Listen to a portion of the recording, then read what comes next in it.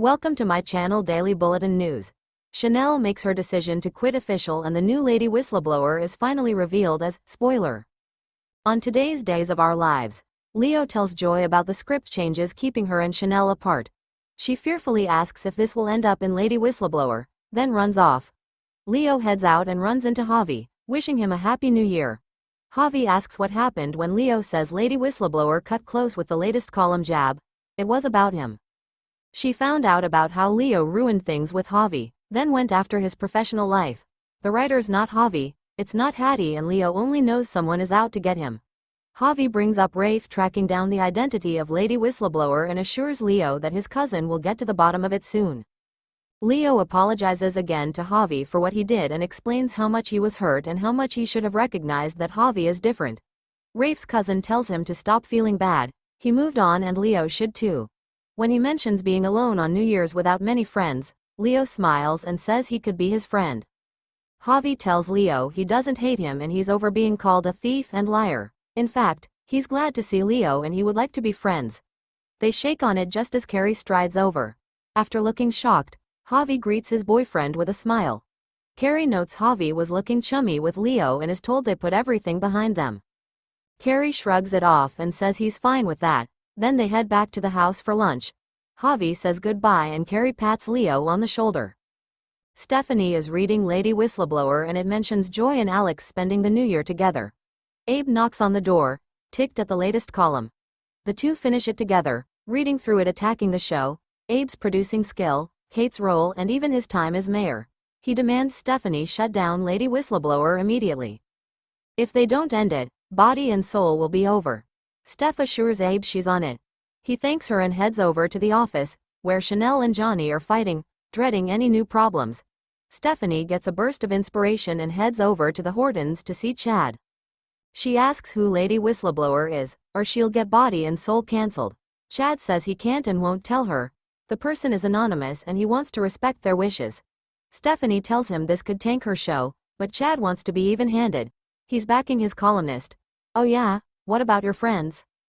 This isn't a First Amendment issue. His employee is going after them with malicious intent. She finally gets him to agree to look into it. Bonnie is also reading Whistleblower, bashing her acting skills, and her. She tosses the tablet aside in disgust, just before Hattie enters wishing her a happy new year. Hattie says she just walked in the unlocked front door and Bonnie demands to know what she wants. After some struggle, Hattie says she wants to apologize.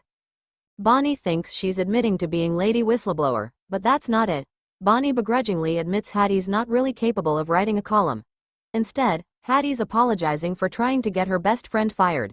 And she acknowledges that getting shoved down an elevator shaft was comeuppance. Bonnie's reluctant to forgive, but Hattie insists she learned a lesson and misses her. They both miss each other and, after a few compliments thrown her way, Bonnie agrees to wipe the slate clean and be friends again. They pull in to hug. Bonnie then tells Hattie they should go talk to Leo and get her back on the show. They left an opening for her to come back, which Hattie didn't realize. They head out to Leo. In the body and soul offices, Chanel tells Johnny she quits, but he tries talking her out of it, saying she loves working on the show.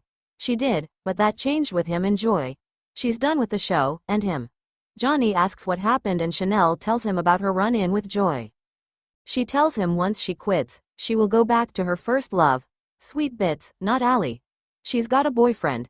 She throws a few disgusted barbs at his lying face and tries to leave, but Johnny stops her and tells her he and the show need her. Abe shows up, asking if he's interrupting.